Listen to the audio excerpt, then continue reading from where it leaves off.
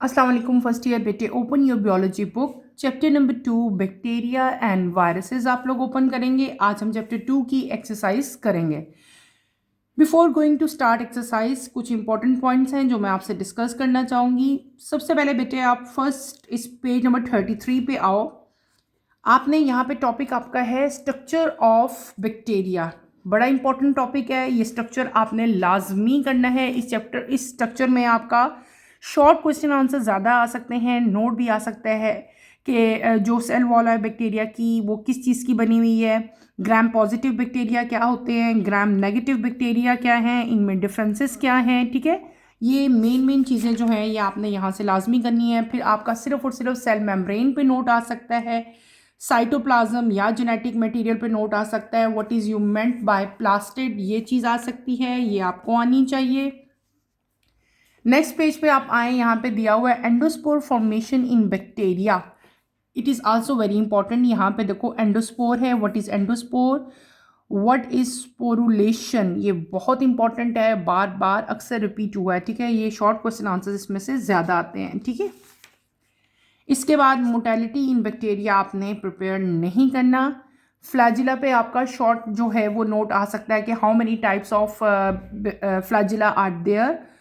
आपको ये तमाम के तमाम आने चाहिए। दूसरी मेन चीज़ यहाँ से फ्लैजिला का जो टॉपिक है इसमें से बेटे एमसीक्यूज आ सकते हैं कि ऐसा फ्लैजिला ऐसा बैक्टीरिया जिसके दोनों साइड पे फ्लैजिला नहीं है उसका क्या नाम है, या जिसके एक साइड पे टफ्ट ऑफ फ्लैजिला प्रेजेंट है उसका नाम क्या है। या आपसे पूछा जा सकता है एम्फीट्राइकस बैक्टीरिया जो है उसमें फ्लैजिला की अरेंजमेंट कैसी होती है। तो ये इसमें से इस टॉपिक में से आपके शॉर्ट क्वेश्चन आंसर्स आएंगे, एमसीक्यूज भी आ सकते हैं। तो ये आपको हर जो बैक्टीरिया है उसका नेम और उसका नंबर ऑफ बैक्टीरिया जो फ्लैजिला है उसके अंदर बेटे ये आपको लाजमी आना चाहिए। ठीक है, अब समझ आ गई है इसमें से किस तरह से क्वेश्चन आएगा।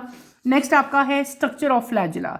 स्ट्रक्चर ऑफ फ्लैजिला में आपका लॉन्ग क्वेश्चन आ सकता है। ठीक है, इतना लॉन्ग तो नहीं है, शॉर्ट ही ज़्यादातर वैसे आएगा, लेकिन ये अच्छा खासा एक क्वेश्चन इंपॉर्टेंट है, ये आ सकता है। इसमें ग्राम पॉजिटिव और ग्राम नेगेटिव बैक्टीरिया का जो फ्लैजिला में डिफरेंस है वो भी बेटे आपको आना चाहिए क्योंकि वो भी आपका आ सकता है। नेक्स्ट आपने bacteria ecology and diversity prepare नहीं करनी, नीचे टेबल दिया गया है ये आप लोग करोगे।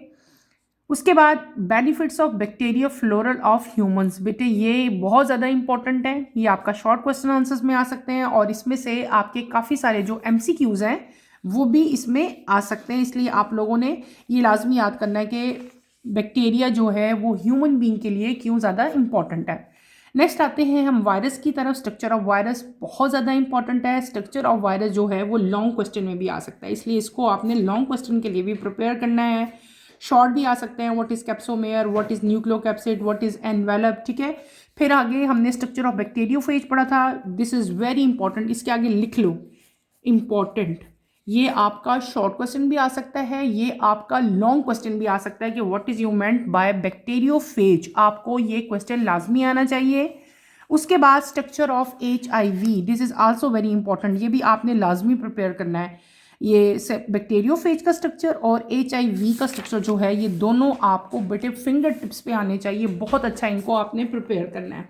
उसके बाद अगर आप लोगों को याद हो तो इस चैप्टर में मैंने आप लोगों को बेटे 2 डायग्राम जो हैं, 3 डायग्राम्स आई थिंक करवाई थी। ठीक है, जब हमने ये चैप्टर पढ़ा था तो मैंने आपको ये डायग्राम्स आप लोगों के सामने ड्रॉ करवाई थी ताकि आप लोगों को अच्छी तरह से ये ड्रॉ करनी आ जाए। और ये तीनों डायग्राम्स बहुत ज़्यादा इंपॉर्टेंट हैं, ये आपके पेपर में आ सकती हैं, या तो सिर्फ डायग्राम ड्रॉ करनी आ सकती है या आपके पास इनकी लेबलिंग आ सकती है। आपको इनकी लेबल डायग्राम आनी चाहिए, डायग्राम बनाना भी आनी चाहिए और अगर डायग्राम बनी हो तो उसकी लेबलिंग भी आनी चाहिए। ठीक है, इसकी लेबलिंग शॉर्ट क्वेश्चन आंसर्स में भी आती है।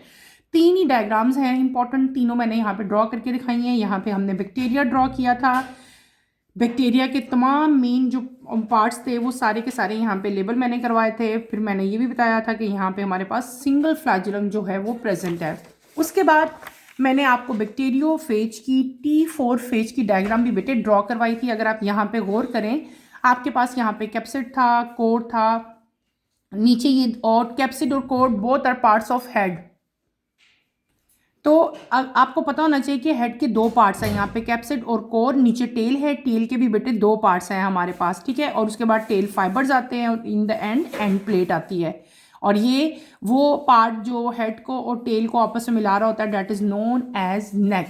तो ये जो बैक्टीरियोफेज की डायग्राम है बेटे, this is also very important, ये डायग्राम भी आपने प्रिपेयर करनी है। जो डायग्राम मैं आपको चैप्टर में बताऊंगी ना प्रिपेयर करने के लिए, वो आपने छोड़नी नहीं है चॉइस पे, इसको लाजमी आपने प्रिपेयर करना है, क्योंकि उन डायग्राम्स की या तो लेबलिंग आ जाती है या फुल डायग्राम ही बननी आ सकती है। इसके बाद थर्ड डायग्राम जो इस चैप्टर की है, that is very important, that diagram is HIV virus. हमने HIV वायरस की डायग्राम भी ड्रॉ करवाई थी, ड्रॉ मैंने आप लोगों को करवाई थी। इसमें मेन पार्ट्स मैंने बेटे यहाँ पे जो है वो लेबल किए हुए हैं, ठीक है। डायग्राम जब भी आप लोग बनाओगे, इंतहाई नीट एंड क्लीन डायग्राम बनानी है, और स्पेशली आपने फोकस करना है कि जिन चीज़ों को आप लेबल कर रहे हो वो चीज़ें आपकी डायग्राम में नज़र आएँ। अगर मैं यहाँ पे ग्लाइकोप्रोटीन लेबल करूँगी तो ग्लाइकोप्रोटीन पता तो चलना चाहिए ना कि मैंने कहाँ बनाए हैं। कैप्सिड की तरह कैप्सिड, ये कैप्सिड है, ड्रॉ करोगे तो ही नाम लिखोगे। इसी तरह RNA, और ये सेंटर में हमारे पास क्या है, रिवर्स ट्रांसक्रिप्टेज। तो ये तीन डायग्राम जो हैं इस चैप्टर की बेटे, दे आर वेरी इंपॉर्टेंट, और ये तीनों डायग्राम आपने इस चैप्टर में, इसकी प्रिपरेशन में आपने लाजमी प्रिपेयर करनी है। क्लियर। अब हम चलते हैं अपने चैप्टर 2 की एक्सरसाइज की तरफ। ओपन योर बुक्स, ठीक है, पेज नंबर 45 अपनी बुक का आप लोग ओपन करेंगे। एक्सरसाइज आज मैं आप लोगों को स्टार्ट करवाऊंगी। Let's start with the exercise, page number 45। First question में हम शुरू करेंगे। सेक्शन 1 मल्टीपल चॉइस क्वेश्चंस हैं हमारे पास। हर क्वेश्चन का आपके पास 4 ऑप्शन है, आपने राइट ऑप्शन पे बेटे टिक मार्क लगाना है। नंबर 1 हम करेंगे पहले, विच of the following component is not found in all kind of bacteria. मैं सिर्फ और सिर्फ इनके आंसर आपको बता रही हूँ, क्योंकि ऑलरेडी हम ये सब कुछ बहुत डिटेल में स्टडी कर चुके हैं।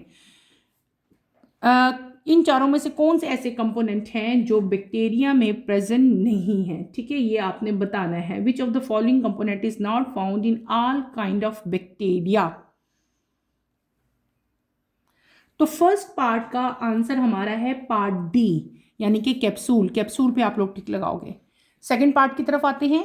The bacterial chromosome is typically, bacteria का जो क्रोमोजोम है वो टिपिकली क्या होता है, that is circular double stranded DNA। C पे आप लोग टिक करेंगे, 2 को सी पार्ट। नेक्स्ट आते हैं नंबर 3 पे। In bacterial cell respiration occur at, bacterial cell में रिस्पायरेशन बेटे कहाँ होती है, ये बताना है। माइटोकॉन्ड्रिया में, राइबोसोम में, सेल मेम्ब्रेन में, या एंडोप्लाज्मिक रेटिकुलम में, ठीक है। तो इसका राइट आंसर जो है डेट इज सेल मेम्ब्रेन। इस पे आप लोग टिक लगाओगे। अगर आप लोगों को याद हो, जब हमने पढ़ा था तो मैंने आपको बताया था कि बैक्टीरिया की सेल मेम्ब्रेन जो है वो रिस्पायरेटरी सेंटर के तौर पे भी एक्ट करती है, तो इसलिए इसका राइट आंसर सेल मेम्ब्रेन होगा। नेक्स्ट चलते हैं नंबर 4 पे। Which group of bacteria is known as good source of antibiotics, ठीक है। एंटीबायोटिक्स का गुड सोर्स आपको 4 बैक्टीरिया की टाइप्स बताई हैं बेटे। Actinomycete is your right answer. Part D पे आप लोग टिक करेंगे, एक्टिनोमाइसीट्स, ठीक है। उसके बाद चलते हैं नंबर 5 पे हम लोग। नंबर 5 आपका है, which is the primary function of flagella in bacterial cell. Bacterial cell में फ्लैजिला का प्राइमरी फंक्शन क्या है। तो इस पेज पे और नेक्स्ट पेज पे, पेज नंबर 46 पे अगर आप लोग आएँ तो part C, motility is your right answer. Part C पे आप लोग टिक लगाएंगे। आगे आ जाएं पार्ट 6 पे। Which type of mortality in bacteria is mediated bye पिलाई। आपके पास 4 ऑप्शन यहाँ पे दिए हुए हैं। पार्ट 6 मैं करवा रही हूँ। पार्ट 6 का राइट आंसर देखो तो आपका पार्ट सी आता है, ट्विचिंग मोटेलिटी। पार्ट सी पे आप लोग टिक लगाओगे। Number 7, which of the following bacterial structure is responsible for detecting and responding to chemicals. इसका आंसर आपका आएगा C part, flagella is your right answer. Next है number 8, which of the following are not nitrifying bacteria. Nitrifying bacteria की example यहाँ पे कौन सी नहीं है। नंबर 8 हम लोग कर रहे हैं। नंबर 8 का राइट आंसर है सूडोमोनास, डी। डी पे आप लोग यहाँ पे टिक लगाओगे।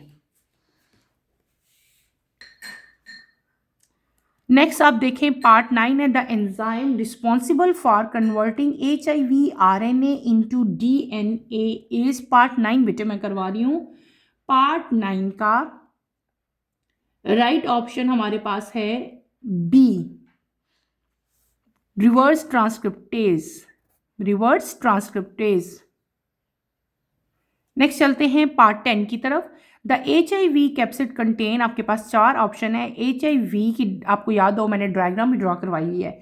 HIV कैप्सिड में क्या प्रेजेंट है, इसका आपने आंसर देना है। Right answer is B part, single stranded RNA and reverse transcriptase. ये देखो, सिंगल स्ट्रैंडेड RNA, इसके अलावा रिवर्स ट्रांसक्रिप्टेज यहाँ पे प्रेजेंट होते हैं, और उसी ऑप्शन को मैंने यहाँ पे टिक मार्क किया, यानी कि पार्ट बी जो है that is your required answer, और ये आपका ठीक आंसर है। इसी को आप लोग टिक मार्क करेंगे। क्लियर हो गया। मल्टीपल चॉइस क्वेश्चंस मैंने आप लोगों को कंप्लीट करवा दिए हैं। अब हम चलते हैं अपने अगले पार्ट की तरफ, सेक्शन 2 की तरफ। सेक्शन 2 हमारा है शॉर्ट क्वेश्चंस। बेटे ये सारे मैं आपको ओरली करवाऊंगी, अगर मुझे कोई डिफिकल्ट लगा तो वो मैं आप लोगों को डिक्टेट करवा दूंगी, राइट करवा दूंगी। पार्ट 1 है। और एक बात और भी आपने याद रखना है, एक्सरसाइज में से क्वेश्चन ज़्यादा आते हैं, 60%, बल्कि आप यूँ कह लो 70% जो क्वेश्चन है ना पेपर में आएंगे वो आपकी एक्सरसाइज ही में से आएंगे। ठीक है, इसलिए एक्सरसाइज को आपने लाजमी प्रिपेयर करना है। जब पूरा चैप्टर प्रिपेयर कर लो तो एक्सरसाइज में से अपना टेस्ट खुद ले लो कि सारे क्वेश्चन के आंसर मुझे आते हैं, मैंने किए हुए हैं। ठीक है, तो एक्सरसाइज आपने बिल्कुल भी नहीं छोड़नी। सेक्शन 2 है, शॉर्ट क्वेश्चंस है। Number 1, right about the structural component of bacterial cell wall and their arrangement. हमने डिटेल से पढ़ा है, अभी मैंने बताया भी है कि बहुत इंपॉर्टेंट है। आपने कंपोनेंट बताने हैं बैक्टीरियल सेल वॉल के। Bacterial cell wall consist of 2 main components. दोनों के पॉइंट्स अलग अलग आप लिखोगे। पहले आप लिख दोगे peptidoglycan, unique macromolecule called peptidoglycan और म्यूरिन। इसके अलावा it composed of long glycan chain cross linked with short peptide fragments. जो सेंटेंस मैं भी बोल रही हूँ बेटे ये आपकी बुक में गिवन है, बस उसी को मार्क कर लो आप, जो मैंने आपको बताया है। दूसरी चीज़ जो यहाँ पे प्रेजेंट है, पहली तो मैंने आपको बता दी ना पेप्टिडोग्लाइकन, दूसरी क्या चीज़ प्रेजेंट होती है, लिपिड्स प्रेजेंट होते हैं इसकी सेल वॉल में which are link to peptidoglycan. Second चीज़ क्या है, लिपिड्स। लिपिड्स किसके साथ लिंक्ड है, पेप्टिडोग्लाइकन के साथ। आगे आते हैं नंबर 2 पे, right the composition of peptidoglycan layer in bacterial cell wall. वही इसका आंसर है। आपने इसके बैक्टीरियल सेल वॉल में जो पेप्टिडोग्लाइकन प्रेजेंट है बेटे उसकी आपने कंपोजिशन बतानी है। आपकी बुक में आप जब सेल वॉल पढ़ोगे बैक्टीरिया का, उसके अंदर इसका आंसर गिवन है। एक दफ़ा से मैं भी बता देती हूँ। इसके आंसर में आप राइट करेंगे peptidoglycan unique macromolecules called murein. It is composed of long glycan chain cross link with short peptide fragments. जो मैंने वर्ड्स अभी बोले, जो सेंटेंस मैंने बोले, उसको आप लोग अंडरलाइन कर लो बुक में। नेक्स्ट है question number 3, what are mesosomes, what are their functions. बेटे हमने पढ़े हैं, दोबारा बता देती हूँ।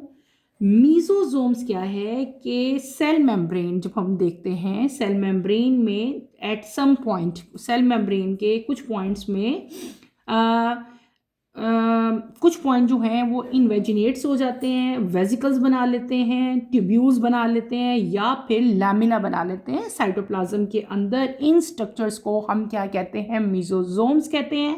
पहले आप ये बता दोगे, मीजोजोम्स को डिफाइन करोगे।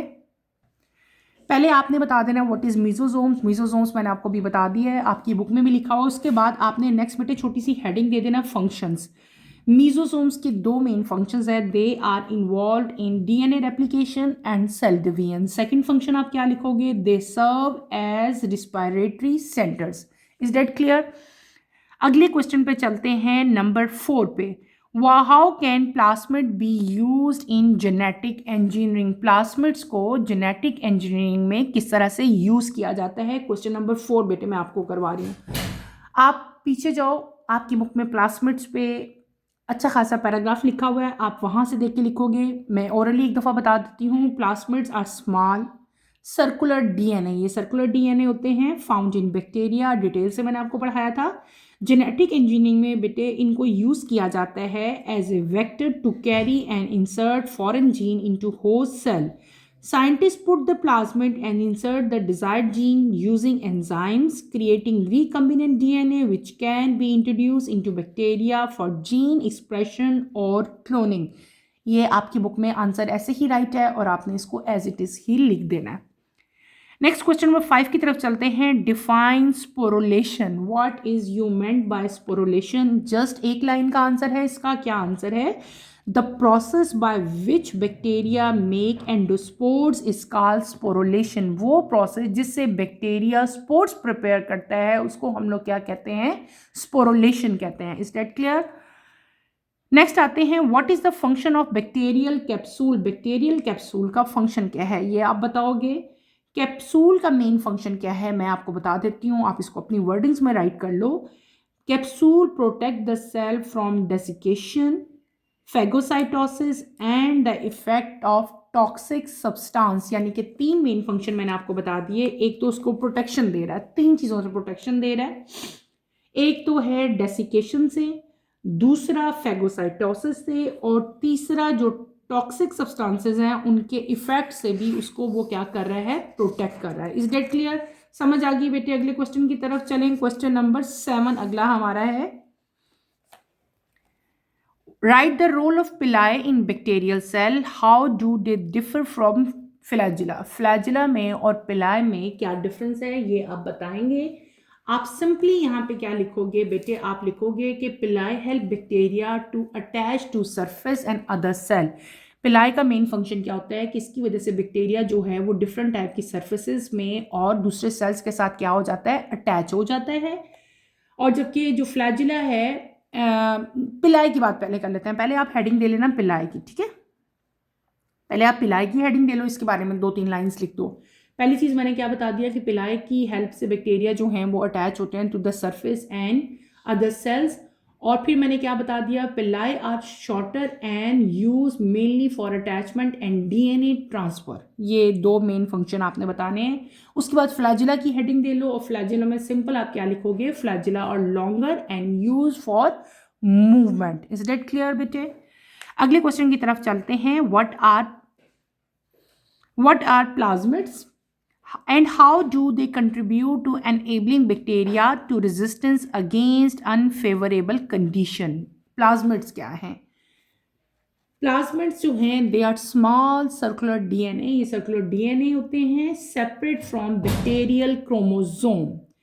उसके बाद आप क्या लिख सकते हैं? They often carry genes that help bacteria resist antibiotics and survive tough condition. ठीक है, ये आप इसके आंसर में लिखोगे। और जो मैं वर्डिंग जो सेंटेंस ही मैंने बोले हैं ये सारे आपकी बुक ही में से मैंने जो है वो रीड आउट किए हैं। बुक में इसका आंसर है, वहीं पे आप इसको पॉइंट आउट कर लो और वहीं से आपने इसको प्रिपेयर कर लेना है। नेक्स्ट क्वेश्चन आपका है क्वेश्चन नंबर 9।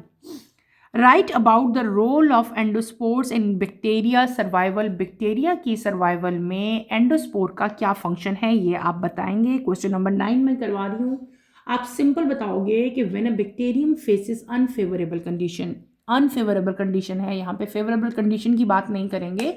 जब कंडीशन अनफेवरेबल होती है बेटे तो it replicates it DNA after few step the structure mature into endospore. वो स्ट्रक्चर मिच्योर हो जाता है और क्या बन जाता है? एंडोस्पोर बन जाता है। The vegetative cell break and endospore is released. Endospore remain dormant unless favourable condition return. यानी कि वो डॉर्मेंट ही रहेगा जब तक फेवरेबल कंडीशन नहीं आ जाती। Under favorable condition, endospore germinates to give rise to a new vegetative cell. Okay, समझ आ गई है? ये इसी तरह आपने इसका आंसर दे देना है। क्वेश्चन नंबर 9 मैंने बताया है रोल ऑफ एंडोस्पोर। ये बहुत इंपॉर्टेंट है, इसके आगे लिख लो, मैं लिख देती हूँ बल्कि, ठीक है? इसको आपने लाजमी करना है। दिस इज़ वेरी इंपॉर्टेंट कि एंडोस्पोर का रोल क्या है बैक्टीरिया के सर्वाइवल में। तो बैक्टीरिया के सर्वाइवल में एंडोस्पोर का बेटे बहुत ज़्यादा इंपॉर्टेंट रोल है। दोबारा एक दफ़ा बता रही हूँ।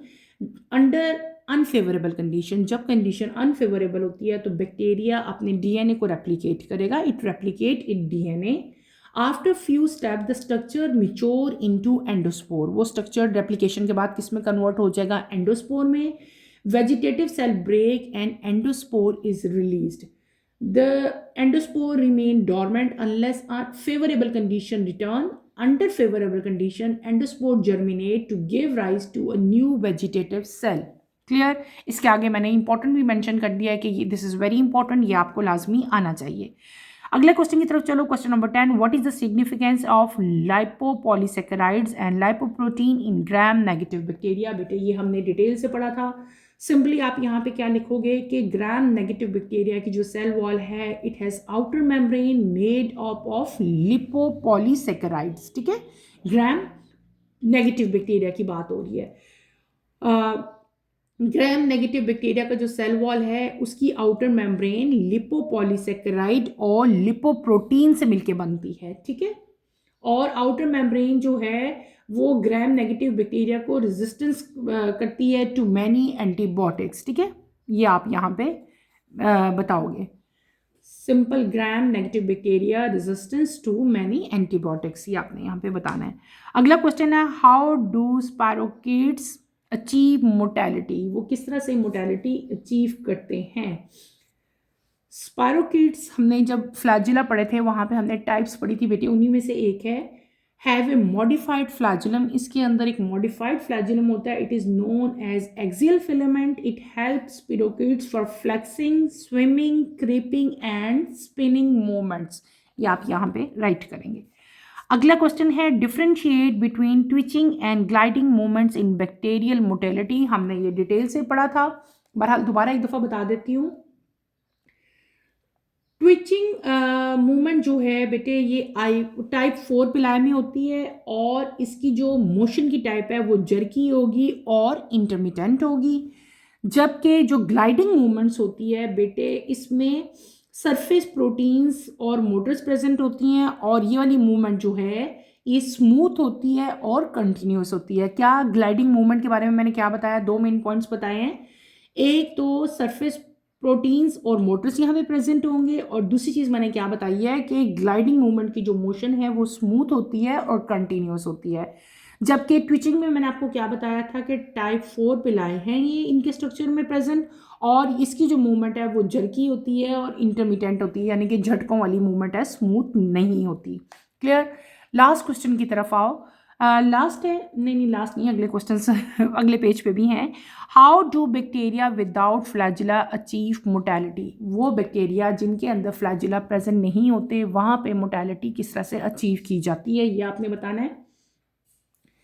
आप सिंपली यहाँ पे क्या बताएंगे कि ब्राउनियन मूवमेंट, यानी कि कुछ बैक्टीरिया फॉर एग्जांपल स्ट्रेप्टोकोकस, ठीक है, स्ट्रेप्टोकोकस कॉमन एग्जांपल है, उसके अंदर फ्लैजिला और पिलाई प्रेजेंट नहीं होता। आप सिंपल लिखोगे सम फ्लैजिला या some bacteria for example streptococcus do not have flagella or pillae move due to random and uncontrolled movements of the particles present in fluid, और इनकी मूवमेंट को हम लोग क्या कहते हैं, ब्राउनियन मूवमेंट्स कहते हैं, ठीक है।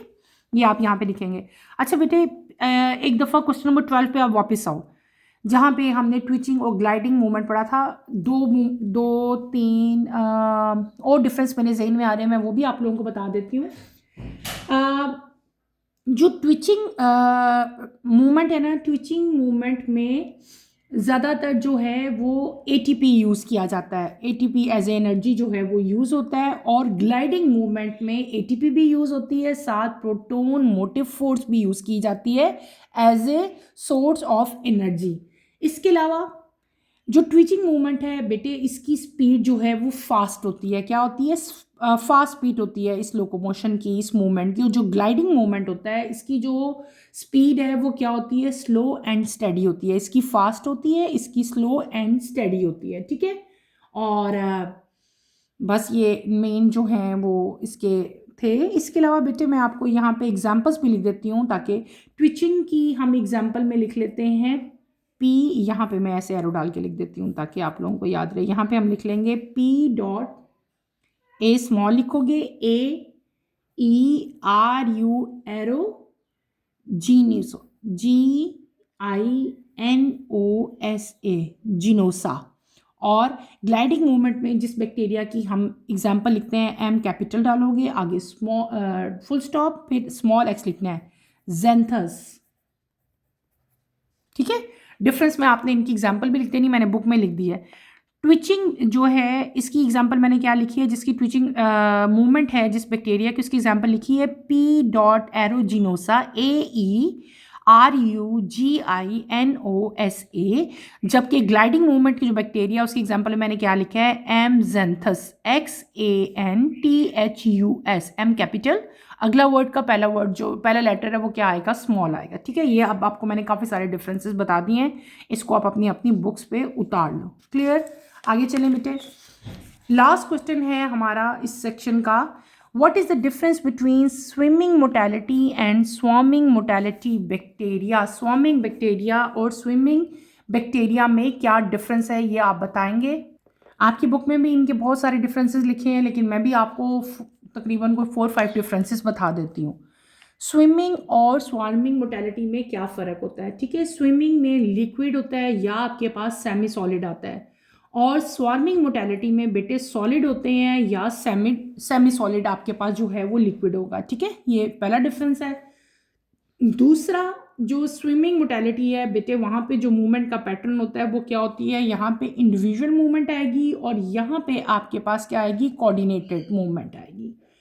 उसके बाद जो स्विमिंग मोर्टेलिटी है वहाँ पे जो बैक्टीरिया उनके फ्लैजिला पेरीट्राइकस होते हैं। क्या होते हैं, पेरीट्राइकस होते हैं, जबकि इनके जो है आपके पास वो कौन से आएंगे, हाइपर फ्लैजिलेटेड, यूजुअली जो हैं हाइपर फ्लैजिलेटेड जो हैं वो स्वार्मिंग इसमें आएंगे। ठीक है, एक और डिफरेंस आप लिख सकते हो कि जो स्विमिंग मोर्टेलिटी है यहाँ पे जो स्पीड होगी, ठीक है, लोकोमोशन की जो स्पीड है बेटे वो क्या होगी, मॉडरेट होगी, जबकि स्वार्मिंग के केस में जो स्पीड है वो क्या होती है, फास्टर होती है as compare to swimming.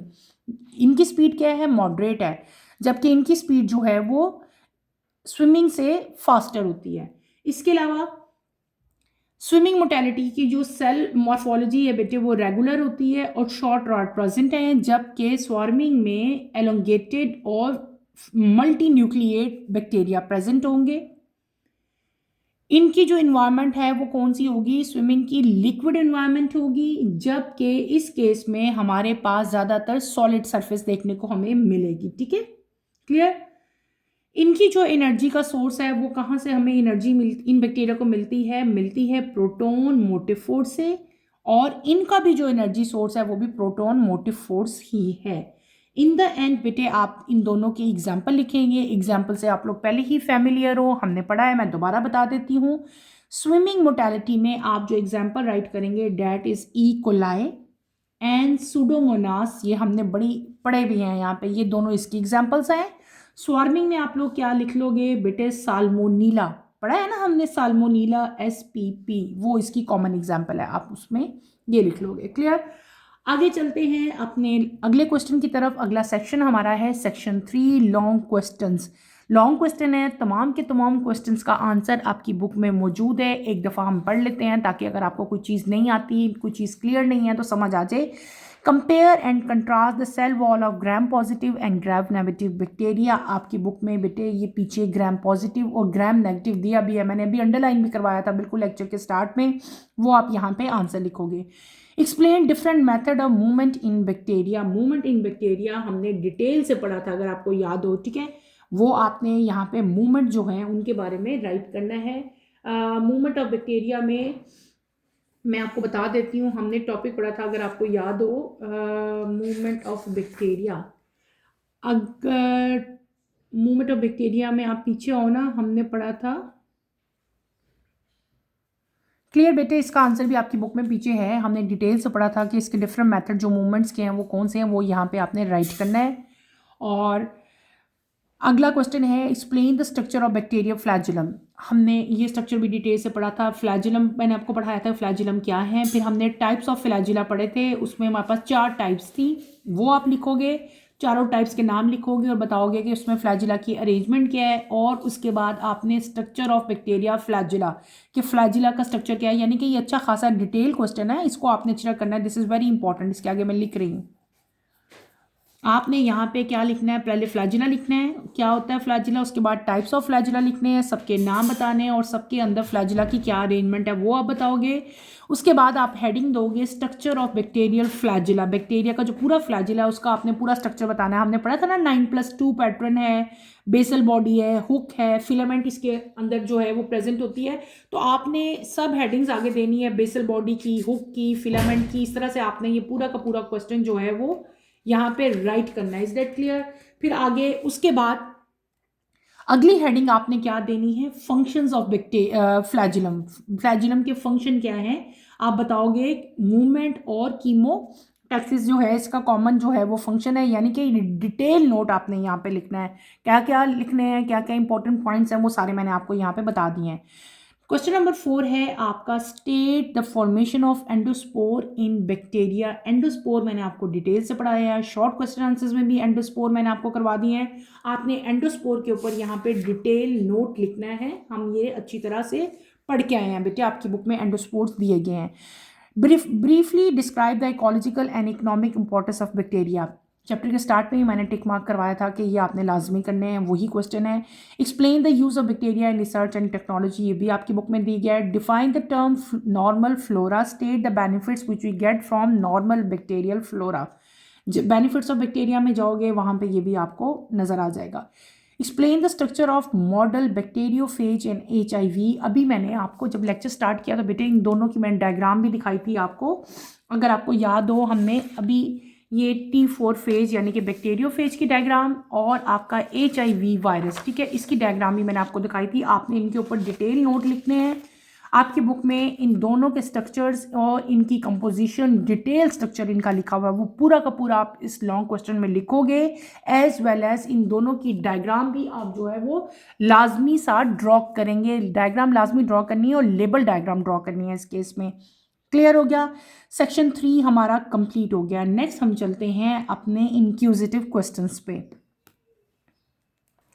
Last है हमारा inquisitive question, why do bacteria have ribosome even though they do not have membrane bound organelles. ठीक है, इसका आंसर आप दोगे simple, bacteria have ribosome because ribosomes are not membrane bound organelles, क्योंकि ribosome तो होते ही नहीं है। Unlike structures such as nucleus, mitochondria, ribosomes are simple molecular machines made of ribosomal RNA. Simple आप यहाँ पे बताएंगे। और they float freely in the cytoplasm and attach to parts of cell membrane. ये सिंपल आपने बस इसका स्ट्रक्चर बता देना है।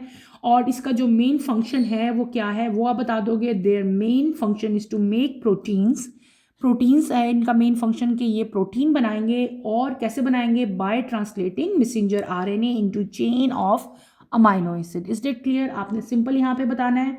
और इसके अलावा प्रोकैरियोट्स एंड यूकैरियोट्स, ठीक है, इवन दो बैक्टीरिया जो है उसके अंदर मेम्ब्रेन बॉन्ड ऑर्गेनेलीज जो है वो प्रेजेंट नहीं होते, दे लैक। ठीक है, नेक्स्ट क्वेश्चन है, if bacteria do not have mitochondria how do they generate energy for survival. अगर बैक्टीरिया के अंदर माइटोकॉन्ड्रिया प्रेजेंट नहीं होते तो वो एनर्जी कहाँ से लेते हैं। ठीक है, छोटा सा आंसर मैं बताऊंगी, ज़्यादा लेंथी नहीं है। आप सिंपली यहाँ पे क्या लिखोगे कि बैक्टीरिया के अंदर माइटोकॉन्ड्रिया नहीं होता but still it generate energy efficiently through process located in the cytoplasm and cell membrane. उनके साइटोप्लाज्म में और सेल मेम्ब्रेन में ऐसे सिस्टम प्रेजेंट होते हैं जिनकी वजह से उनको एनर्जी मिलती है। और वो कौन कौन से हैं? पहला जो सिस्टम है that is glycolysis. Glycolysis bacterial के साइटोप्लाज्म में बेटे होता है और ये क्रिटिकल फर्स्ट स्टेप है जहां पे ग्लूकोज ब्रेक होगा इनटू पायरुवेट और स्मॉल अमाउंट ऑफ ATP और इक्विवेलेंट NADH जो है वो आपके पास आएंगी। ठीक है, इसके अलावा bacteria do not shuttle pyruvate into mitochondria, instead वो क्या करते हैं, they use their plasma membrane to carry out electron transport chain. यानी कि दो प्रोसेस हो गए यहाँ पे बैक्टीरिया के अंदर, एक ग्लाइकोलिसिस हो गया और एक कौन सा हो गया बेटे, इलेक्ट्रॉन ट्रांसपोर्ट चेन। और इन दोनों प्रोसेस से उनको क्या मिलता है, एनर्जी मिलती है फॉर देयर सर्वाइवल। ठीक है, इसके अलावा ATP सिंथेज जो है वो यहाँ पे प्रेजेंट है। और ऑक्सीजन की अवेलेबिलिटी को देखते हुए बैक्टीरिया जो है वो एरोबिक रिस्पिरेशन परफॉर्म करते हैं। और जो है इनके पास एटीपी जो है उसकी प्रोडक्शन होगी और एटीपी से ही जो है आगे फर्दर इनको एनर्जी मिलेगी। यानी कि इन शॉर्ट बेटे 3 प्रोसेस हैं। एक तो हमारे पास हमने क्या पढ़ लिया, ग्लाइकोलिसिस है, दूसरा कौन सा है, इलेक्ट्रॉन ट्रांसपोर्ट चेन है, और तीसरा मैंने आपको क्या कहा कि यहाँ पे जो है वो एरोबिक रिस्पायरेशन भी होती है। और इन द एंड हमारे पास क्या आता है, इन तमाम के तमाम जितने भी फिनोमेनास हो रहे हैं इनकी वजह से उसको एनर्जी जो है वो मिलती है। क्वेश्चन नंबर 3 है, why do certain bacteria exhibit twitching motility using pili instead of flagella. Question number 3 simple answer दोगे, bacteria use pili for twitching motility instead of flagella. कब, व्हेन पूछा हुआ है, कब वो यूज करते हैं, व्हाई।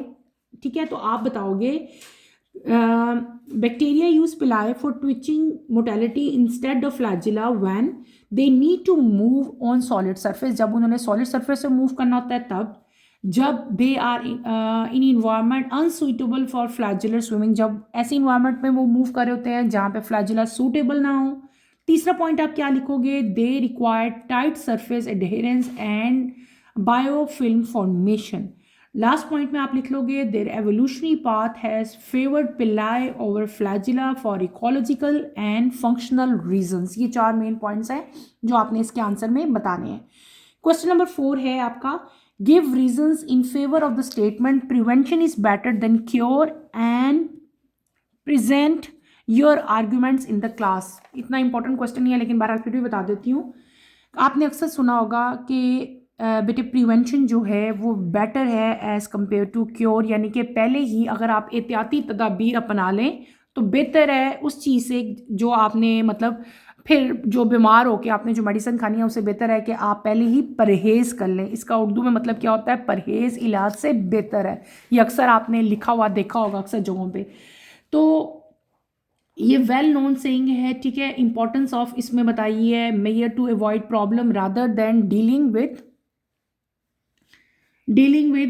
देम। और इससे हमें बहुत सारे फ़ायदे हो सकते हैं, मतलब लाइफ सेव्स हो सकती हैं और बेटर हेल्थ को प्रमोट हम कर सकते हैं। कॉस्ट इफेक्टिव है, जाहिर सी बात है कोई पेशेंट अगर बीमार हो जाता है तो इतना ज़्यादा उस पर जो है वो कॉस्ट आ जाती है मेडिसिन पे, लेकिन अगर आप पहले ही जो है प्रिवेंशन ले लेंगे, पहले परहेज़ करेंगे तो आपको आपका पैसा भी इतना जो है वो ज़ाया नहीं होगा, यानी कि ये कॉस्ट इफेक्टिव है। तीसरा क्या है कि reduce burden on health care system. हमारा जो पूरा एक पाकिस्तान का हेल्थ केयर सिस्टम है उस पर भी जो एक बर्डन आ रहा है, अगर हम परहेज़ करेंगे तो उसके ऊपर बर्डन भी जो है वो कम हो जाएगा। नेक्स्ट पॉइंट आप लिख सकते हो कि इससे अगर हम परहेज़ करते हैं, अगर हम लोग जो है प्रिवेंशन करते हैं तो उससे भी क्वालिटी ऑफ लाइफ को हम लोग क्या करेंगे, इम्प्रूव कर सकते हैं। नेक्स्ट पॉइंट आप लिख रहे कॉम्प्लिकेशंस को प्रिवेंट किया जाता है, कॉम्प्लिकेशन जो है वो कम हो जाएंगी अगर हम प्रिवेंशन करेंगे। और लास्ट में आप लोग क्या लिख सकते हो, it encourages awareness and responsibility. तो बेटे प्रिवेंशन जो है वो हमेशा बेटर होती है देन क्योर, यानी कि परहेज़ जो है वो इलाज से बेहतर है। अगर आपको पता चल रहा है कि मैं ये चीज़ खाऊंगा मुझे एलर्जी हो जाएगी तो बेहतर है इस चीज़ से कि आप वो चीज़ मत खाओ। या आपको पता चल रहा है कि आप ये ठंडी चीज़ है या ये सावर टेस्ट है, अगर मैं लूँगा तो मेरा थ्रोट जो है उसमें इन्फेक्शन हो जाएगा, तो बेहतर है आप वो चीज़ अवॉइड करो।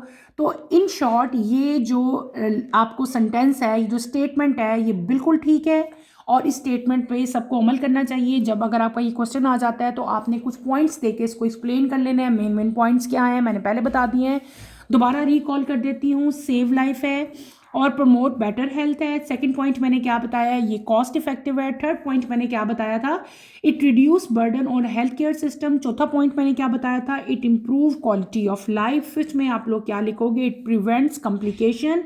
एंड इन द एंड मैंने आपको क्या बताया, it encourages awareness and responsibility. Clear.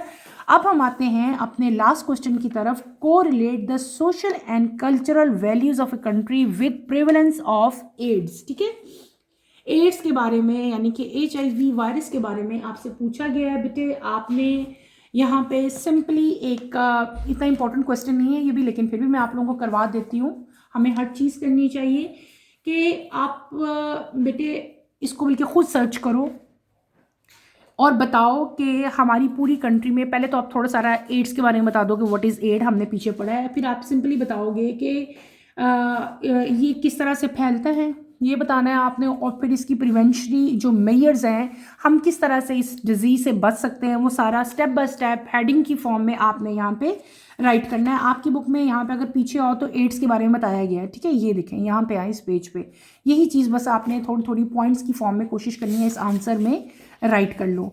इस क्वेश्चन के साथ ही बेटे हमारी एक्सरसाइज कंप्लीट होगी। एक्सरसाइज में सेक्शन 1 था, सेक्शन 2 शॉर्ट क्वेश्चन आंसर्स थे, फिर आपके लॉन्ग क्वेश्चन थे, इन द एंड हमारे पास इस इंक्यूजिटिव क्वेश्चन थे, सारे के सारे मैंने आपको डिटेल से करवा दिए हैं। आपने पूरी एक्सरसाइज अच्छी तरह से करनी है, और इस एक्सरसाइज में कोई प्रॉब्लम होती है, कोई डिफ़िकल्टी होती है तो feel free to ask any question. अगर कोई क्वेश्चन आपका मिस हो गया है या आपको समझ नहीं आ रही तो आप मेरे से पूछ सकते हैं। यहीं पे अपना टॉपिक बेटे मैं ख़त्म करूँगी। इंशाल्लाह कमिंग लेक्चर में हम चैप्टर 3 की एक्सरसाइज स्टार्ट करेंगे। कमिंग लेक्चर की नोटिफिकेशन के लिए आप चैनल को शेयर करो, लाइक करो और सब्सक्राइब करो, और मुझे यहीं पे इजाज़त दो। इंशाल्लाह नेक्स्ट लेक्चर में आपसे दोबारा मुलाकात होगी। टिल देन अल्लाह हाफ़िज़ फर्स्ट ईयर, टेक केयर बेटे, अपना ख्याल रखिएगा और दुआओं में मुझे याद रखिएगा। और जो जो चीज़ें मैंने आपको कहा है कि इंपॉर्टेंट है, उनको आपने बहुत अच्छी तरह से प्रिपेयर करना है। अल्लाह हाफ़िज़ फर्स्ट ईयर।